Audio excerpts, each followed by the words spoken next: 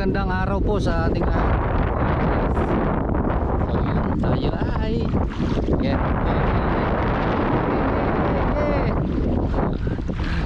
lakas ng current ng tubig galing doon sa lupa ito lalim.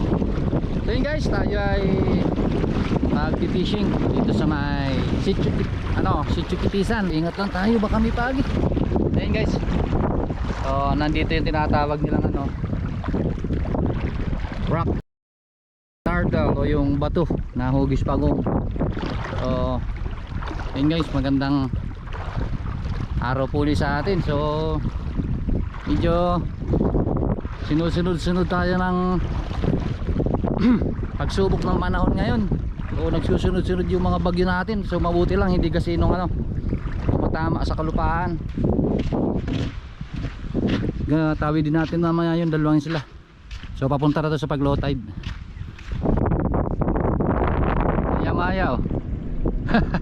Mabuti hindi nabulag. Napakaliit. Bye guys. Ngayon lang, kanina pa. So isa pa lang huli natin. Lapu-lapo.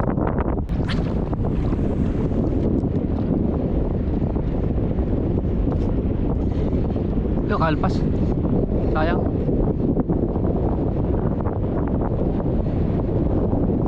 Yan. Yari na. Uy, sinasabit.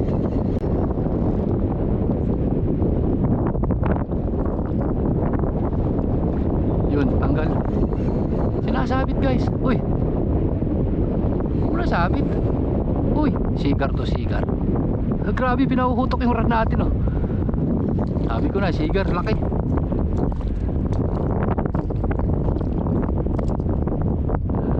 Sigar.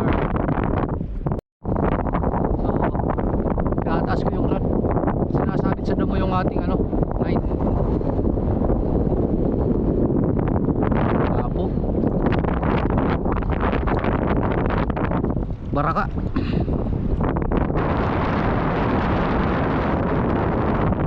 Guys, sana na ito pa, sana mga master.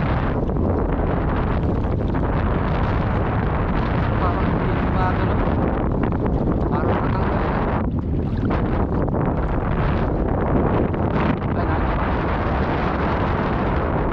Oh, ipad. Barang. Labo-labo. Tanggal. Fishing guys.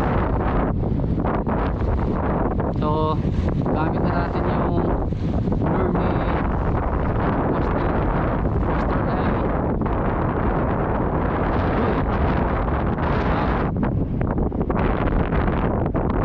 Ayan, Master Eli. Yari na. Ayan guys, tayo uuwi na. Siguro mga 3 oras tayong nag-fishing. So, maglalakad pa ako ng may kalayuan papunta doon sa tabi. So dito sa lugar to kanina mga guys, ayun, meron pa pala nag-fishing. So hotline. Tapos may namamana, may naglalambat, bayun pa. So uwi na tayo, kumbaga na yung ating fishing spot. Sila naman, may huli na rin naman tayo, pangulam na. Yes.